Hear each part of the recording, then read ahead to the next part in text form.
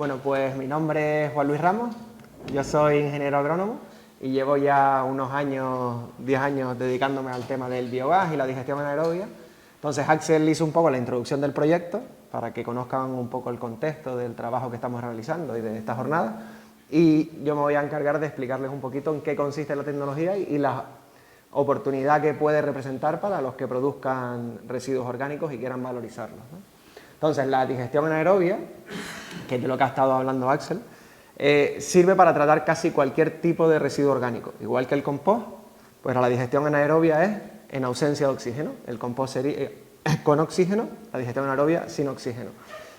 Sirve para tratar casi cualquier tipo de residuo orgánico y como resultado tenemos biogás, que es un gas que está formado por metano, CO2 y otras trazas como sulfídrico, amonio, ¿no? Entonces, como el biogás tiene mucho metano, más de un 60%, pues lo podemos utilizar para cualquier aplicación energética.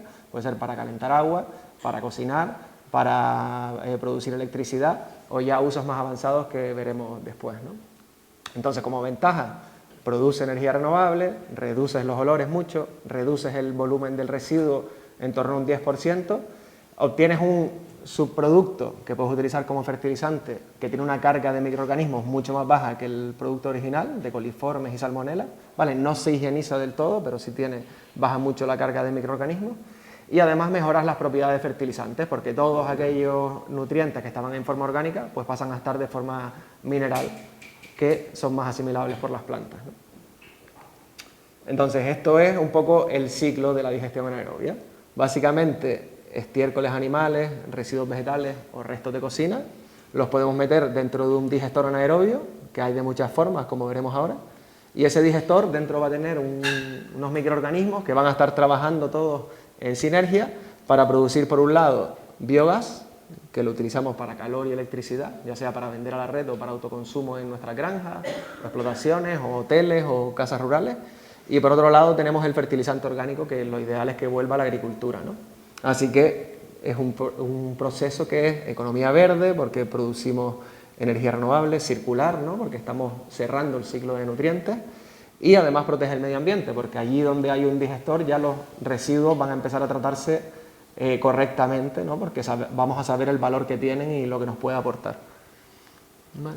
Entonces, Axel ha hablado un poquito del contexto, de por qué surge este proyecto, y esto es un poco la continuación, ¿no? En Canarias se producen más de 500.000 toneladas anuales de residuos ganaderos, solo entre estiércoles, gallinazas y purines.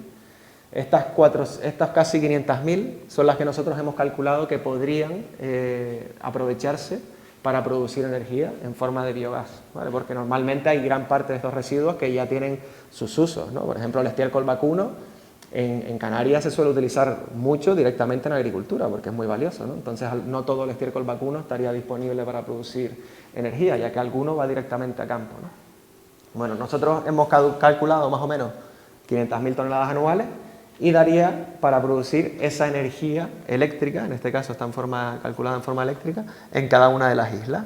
En Las Palmas, pues el potencial no es tan elevado en La Palma, pero bueno, tiene su potencial porque tenemos nuestra generación de residuos en cada uno de los municipios de la isla, ¿no? Por otro lado, en Canarias cada año los agricultores importan en torno a 40.000 toneladas anuales de fertilizantes.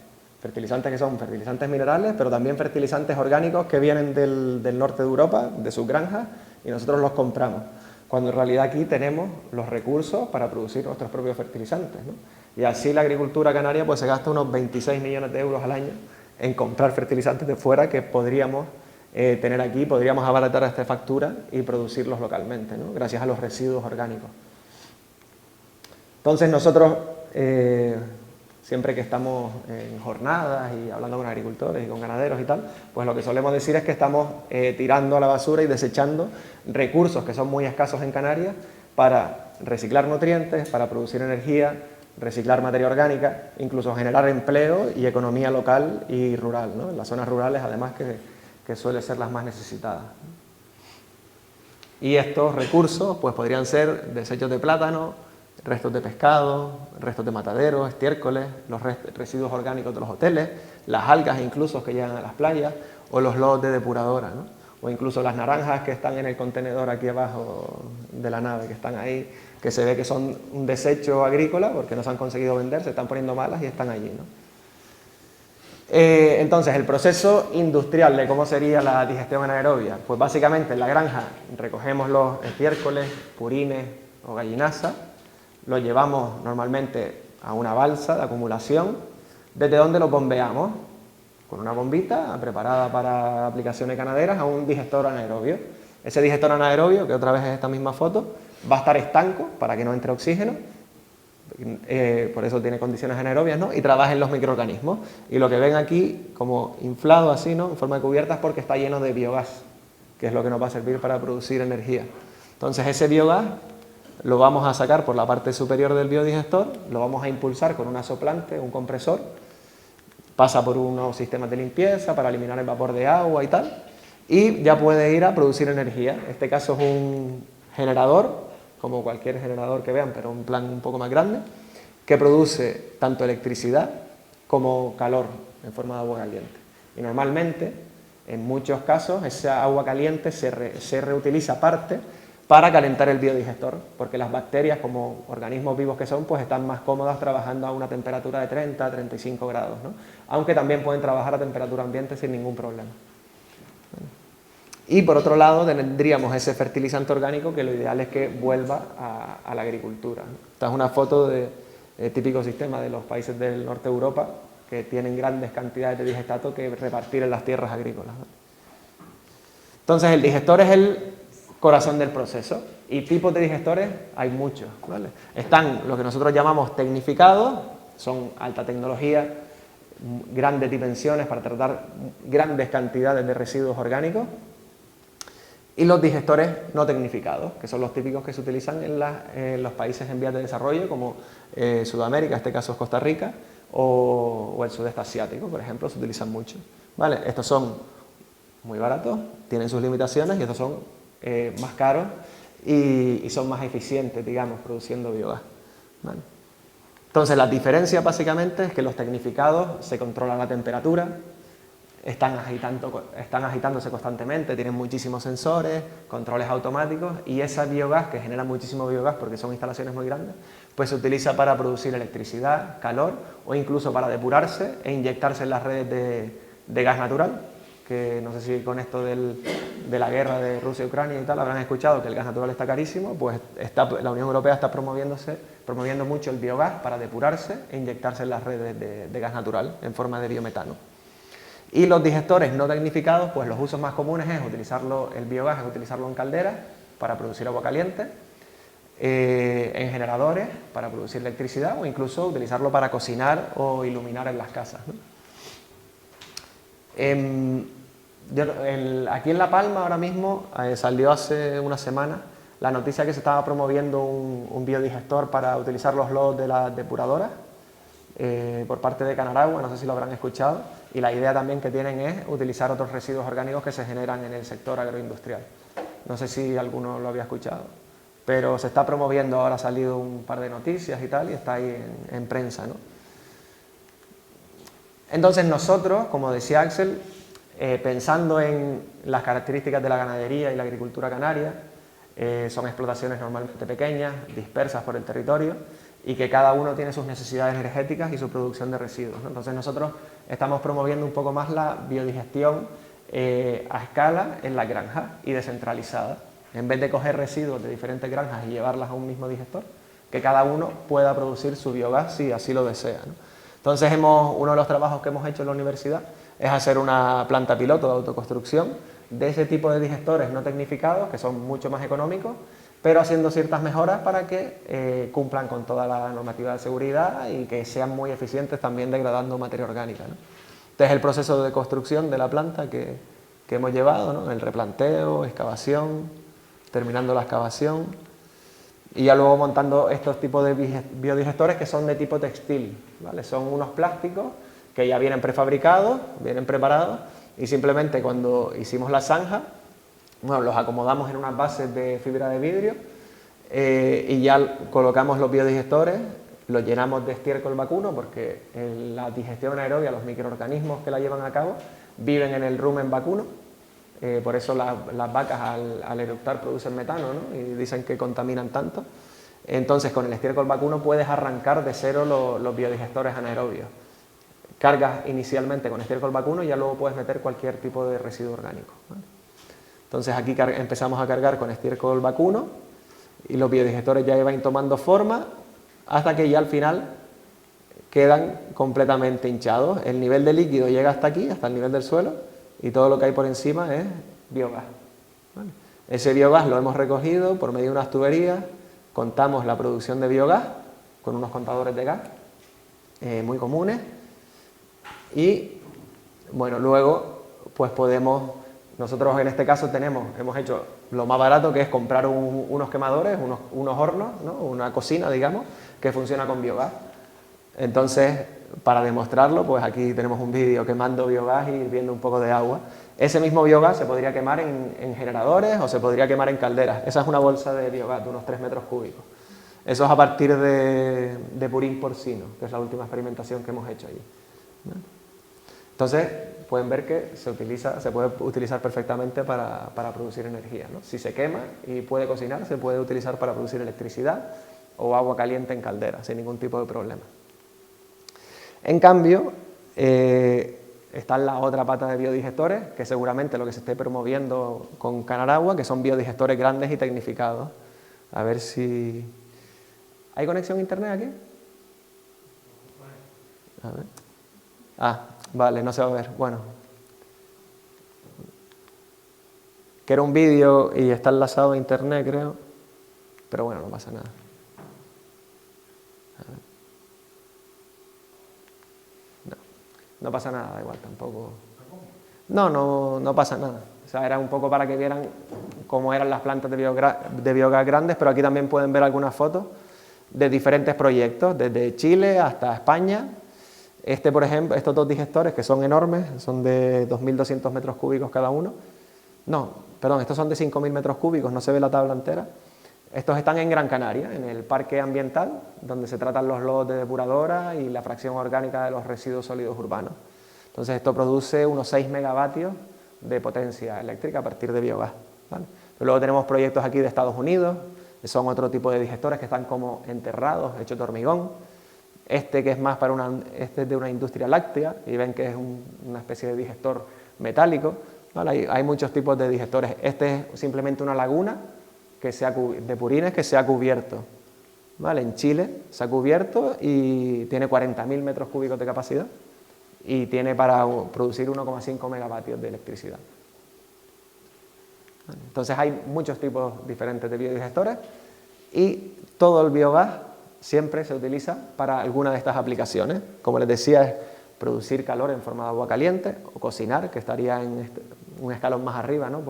por la simplicidad de uso, o producir electricidad, o ya si queremos utilizarlo como combustible para vehículos o inyectarlo en la red de gas natural, tenemos que eliminar ciertas impurezas. El biogás normalmente, de forma original, tiene un 60% de metano, y si queremos ir a aplicaciones más avanzadas, tenemos que ir quitando vapor de agua, ácido sulfídrico, dióxido de carbono, hasta dejarlo en un 98% de metano, que ya podemos utilizarla para inyectar en redes de gas natural o como combustible para vehículos.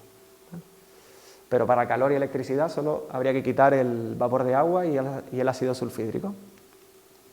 Entonces, uno de los trabajos que hemos hecho, que creemos que es muy interesante, es con lactosueros. Saben, los lactosueros proceden de la elaboración del queso, y cada kilo de queso produce entre 5 o 7 litros de lactosuero al menos, ¿no? Dependiendo del tipo de leche y del proceso de cuajado, ¿no? Entonces, el lactosuero es muy rico nutritivamente, pero también contamina mucho si no se gestiona adecuadamente, ¿vale? Y en Canarias se estimaba en el 2015 que se producían entre 70 y 90.000 metros cúbicos anuales. Normalmente, cuando visitamos queserías, pues casi todo el mundo, oye, pues utilizo un poquito en agricultura, le doy algo a los cochinos que tengo, o el vecino que tiene cochinos viene y lo recoge y se lo lleva y tal, pero muchas veces no se consigue utilizar todo, ¿no? Entonces, esos remanentes o esos lactosueros que no se utilizan, pues se podrían utilizar para producir energía. Y es lo que hemos estado estudiando, y hemos visitado 17 queserías recogiendo diferentes muestras de lactosuero, y de media, estos son diferentes tipos, ¿no? De queserías industriales, queserías artesanas, lactosuero procedente de leche de vaca o de cabra, de oveja. ¿Vale? De media, más o menos, todos producen unos 40 metros cúbicos de metano por cada metro cúbico de lactosuero. O sea, si nosotros metemos un metro cúbico de lactosuero en un digestor anaerobio, vamos a tener 40 metros cúbicos de metano, lo que equivale a producir 120 kilovatios hora de electricidad o a sustituir unos 40 litros de diésel o 64 kilos de propano. El que tiene quesería sabe que tiene que calentar la leche para cuajar, o si son industriales tienes que pasteurizar la leche. Entonces consumes muchísima combustibles fósiles, diésel o propano para las calderas, ¿no? Así que ese lactosuero te puede servir para ahorrar casi todo el consumo de combustible fósil.